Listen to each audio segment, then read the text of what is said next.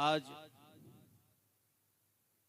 मैं जिस दिन इस भूमि की नींव रखी थी उस समय मैं आया था और आज पूज्य गुरुदेव भगवान के साथ फिर दोबारा मुझे आने का इस भूमि पर सौभाग्य प्राप्त हुआ।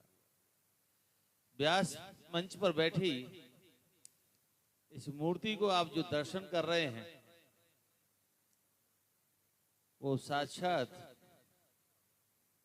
श्रीमद् भागवत के स्वरूप में आप विराजमान हैं। आप इनकी वाणी से जो शब्द सुन रहे हैं, जो उद्बोध निकल रहा है, वो हृदय से जो निकल गए हुए शब्दों से आपको परमात्मा से मिलाने का पूरा इन्होंने संकल्प किया। और सीधा वृंदावन पितृपक्ष चल रहा है।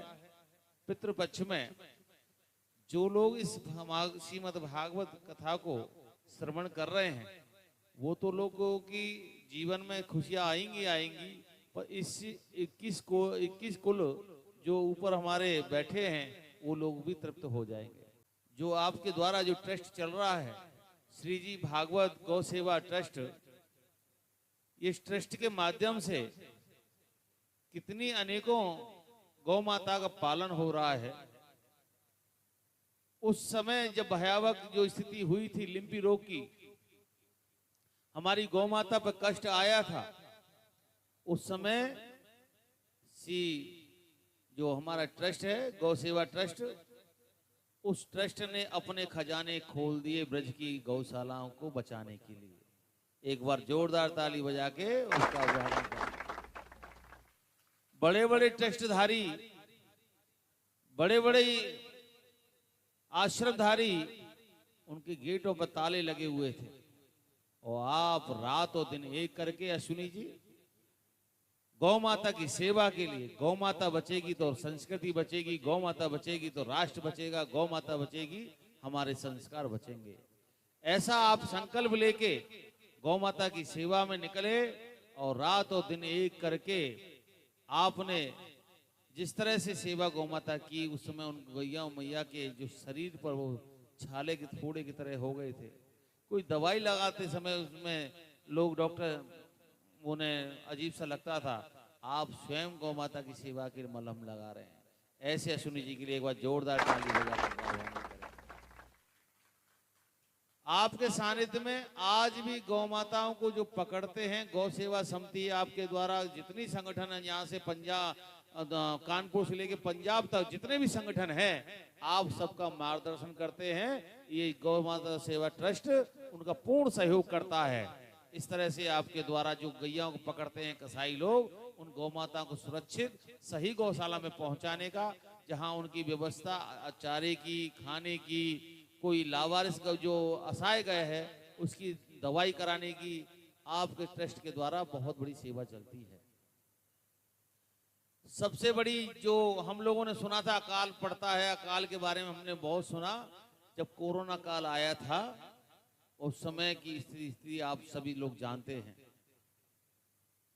उस समय सारी बस्तियों में जाना, मेरे साथ स्वयं जाते थे, उनके घर में भोजन पहुंचाना, पूरी सब्जी पहुंचाना, जहां सूखे राशन की आवश्यकता है, बड़े बड़े कथावाचकों की, बड़े बड़े भजन संध्या करने वाले गायक कलाकारों की जब उनकी रोजी रोटी पर सवाल उठने लगे तो आप वो लोग वो बाजारों में मांग नहीं सकते, तो आपने उन्हें चुन चुन के उनके घर पर एक एक महीने का राशन पहुंचाने का कार्य किया। ऐसे सुनील जी के लिए फिर दोबारा तुमसे एक बार ताली मांग।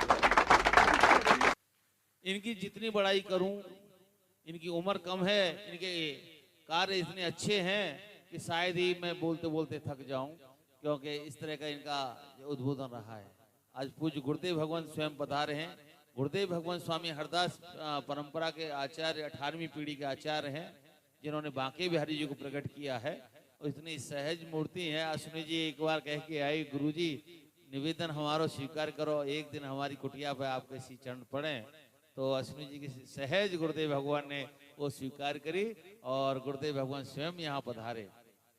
आप श्री धाम वृंदावन में जितने भी आप इस गौसेवा ट्रस्ट से जुड़े हुए हैं, मैं आप लोगों से निवेदन करना चाहूँगा कि आप जो 1 रुपया भी देते हो वो यहाँ 1 लाख के बराबर कार्य होता है। क्योंकि उस समय एक इंजेक्शन 400 रुपये का आता था। उस समय गौ माता के लिए इन्होंने जितनी सेवा की है, आज दीन दुखियों की, गरीबों की, असहायों की, जहाँ कोई उनको सहारा नहीं देता है, उनकी सहायता आप करते हैं। कुछ ऐसे कार्य हैं जो गुप्त रखते हैं, उन्हें उजागर नहीं करते हैं, उन कार्यों को में आप इनका सहयोग करें। आप सीधाम वृंदावन जुड़े हुए हैं, इनके साथ जितने भी ट्रस्टी लोग जुड़े हुए हैं, उन लोगों से भी विशेष निवेदन करूंगा कि आप इन्हें, इन्होंने गिरिराज पर्वत तो उठा लिया है, पर आप लोग ब्रजवासी बन जाओ और ब्रजवासी बन के लठिया लगा दो कि बाबा हम तुम्हारे साथ हैं, चिंता मत करो, इंद्र को भी हम देख लेंगे। ऐसा अश्विनी जी के द्वारा ये कार्य हो रहा है। मैं इनको बहुत बहुत साधुवाद, धन्यवाद देना चाहूंगा और गुरुदेव भगवान से निवेदन करूंगा कि आप 2 शब्द इन बच्चों को देके अश्विनी जी को आशीर्वाद दें और जितने इनके भक्त हैं उनको भी आशीर्वाद दें और इन सब पर आपकी कृपा ऐसी बनी रहे, ऐसी मेरा आपसे निवेदन है। बोलो वृंदावन बिहारी लाल की जय हो। स्वामी जी महाराज की जय हो। गुरुदेव भगवान की जय हो। जय जय श्री राधे श्याम।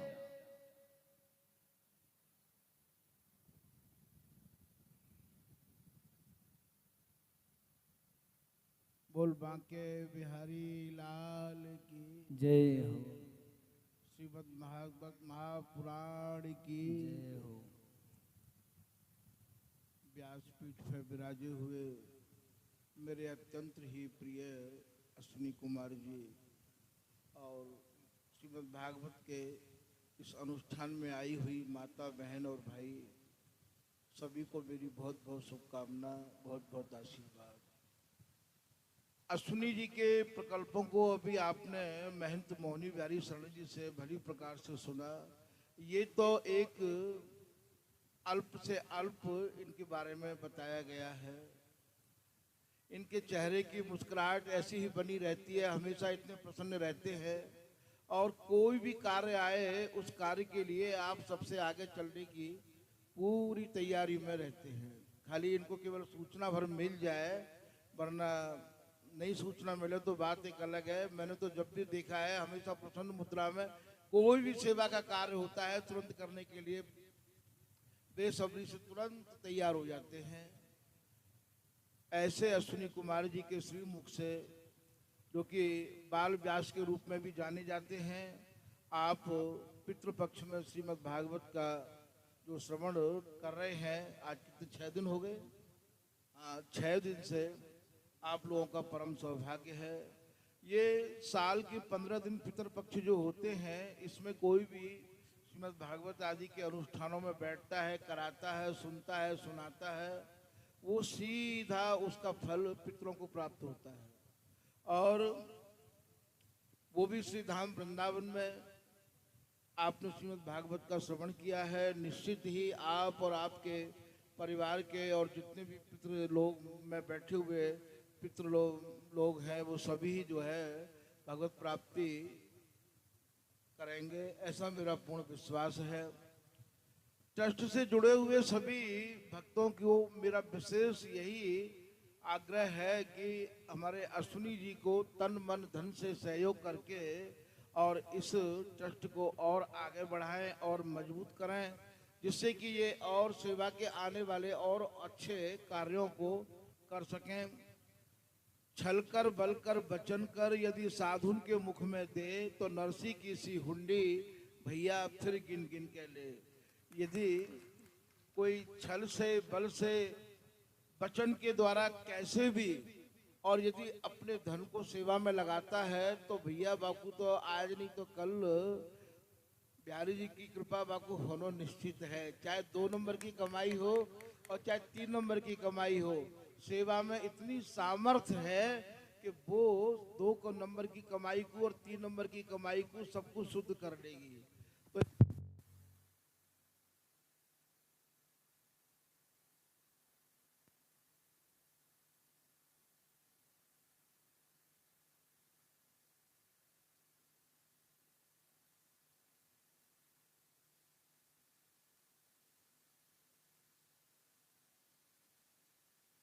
तो हमारे सप्तन के द्वारा यदि कोई वृंदावन आतो हुए और सेवा में कछु सहयोग करते हुए, चाहे छलते, चाहे बलते, चाहे वचन के द्वारा, सप्तन के द्वारा, भैया कैसे भी सेवा में लगते हुए, तो बिहारी जी की कृपा बाप पे भी निश्चित होगी।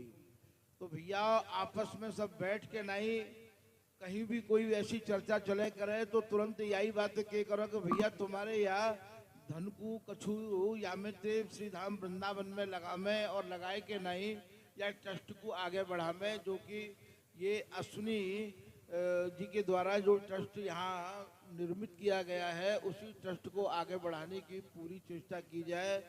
तो मेरा तो जितने भी इस ट्रस्ट से जुड़े हुए परिवार हैं, भक्त हैं, उनके लिए बहुत बहुत आशीर्वाद, बहुत बहुत शुभकामना। इस श्रीमद् भागवत के माध्यम से आज यहाँ आगमन का शुभ अवसर प्राप्त हुआ और सभी लोगों के लिए मेरी बहुत बहुत शुभकामना।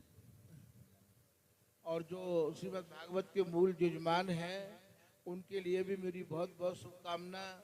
श्री बिहारी जी महाराज से प्रार्थना है कि घर खूब समृद्ध रहे, ये स्वस्थ रहें, मस्त रहें। ऐसे ही श्रीमद् भागवत के प्रति, सेवा के प्रति, वृंदावन के प्रति इनकी और मति इसी में रमी रही आए। बिहारी जी महाराज के चरणों की भक्ति इनको प्रदान हो। ऐसी इन भागवत के मूल यजमान जितने भी हैं, सबके लिए मेरी शुभकामनाएं, बहुत बहुत आशीर्वाद। जय श्री राधे, जय श्री राधे। गुरुदेव भगवान ने सहज आशीर्वाद दिया। कभी कभी किसी मंच पे नहीं जाते महाराज श्री, कभी भी सहज रहते हैं और माइक पर तो विशेष कम बोलते हैं। तो माइक की आवाज, वैसे आश्रम कभी आओगे तो आप 16 घंटे बैठोगे या 15 घंटे बैठोगे तो आपको अखंड आपको लीलाएं, क्योंकि गुरुदेव भगवान अब तक 78 वाणियों की रचना कर चुके हैं। 78 वाणियों की रचना कर चुके हैं। प्रिया जी के नाम, राधा रानी के नाम 2200 नाम लिखे हैं। आप 2, 4, 6, 10 नामों से जानती होंगी, लाडो है, किशोरी है, राधिका है, पर आप सोचो महलों में किन किन नामों से उन्हें जानो जाए। 2200 नाम लिखना। श्री बांके बिहारी जी के नाम 1750 नाम लिखे हैं कि महलन में बांके बिहारी जी को किन किन नामों से उन्हें याद किया जाए। और स्वामी हरदास जी के 1434 करीबन नाम लिखे हैं गुरुदेव भगवान ने। और हरदास जी के रूप में ललिता जी हैं, और ललिता जी के भी नाम गुरुदेव भगवान ने लगभग इतने ही नाम उनके भी लिखे हैं। तो जिस रस दुनिया में डूबे हुए महापुरुषों को आपके बीच में ला देना, ये अश्विनी जी की सिवाय वो कोई दूसरा नहीं है। तो आपको जो दर्शन मात्र से ही आप लोगों का कल्याण हो जाएंगे। ऐसे महापुरुषों के आप दर्शन कर रही हो।